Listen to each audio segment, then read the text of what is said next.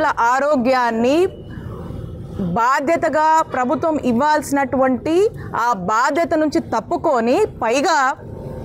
ఈ యొక్క పేద ప్రజల ఆరోగ్యాన్ని పూర్తిగా కూడా గాలికి వదిలేసినటువంటి పరిస్థితులను ఈరోజు ప్రజల గొంతుకగా ఈరోజు వైఎస్ఆర్ కాంగ్రెస్ పార్టీ గొంతు విప్పి ఈ కూటమి ప్రభుత్వాన్ని ప్రశ్నిస్తూ ఉంటే ఈ మెడికల్ కాలేజ్లు సందర్శించి ఇదిగోండి ఈ పలానా మెడికల్ కాలేజు మా జిల్లాలో ఉంది, ఈ కాలేజ్ జగన్మోహన్ రెడ్డి గారు 500 కోట్లు ఖర్చు చేస్తూ సుమారు 50 ఎకరాలకు పైగా కూడా ల్యాండ్ కేటాయించి ఈ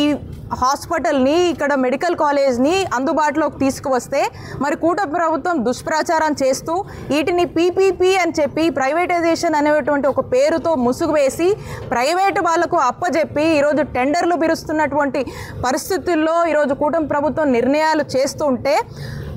ప్రజల యొక్క ఆవేదనని ఆందోళనని ప్రజల యొక్క గొంతుని ప్రజలు దీన్ని నిరసిస్తున్నారు, దీన్ని వ్యతిరేకిస్తున్నారు. కూటమి ప్రభుత్వం చంద్రబాబు నాయుడు గారు చేస్తుంది తప్పు.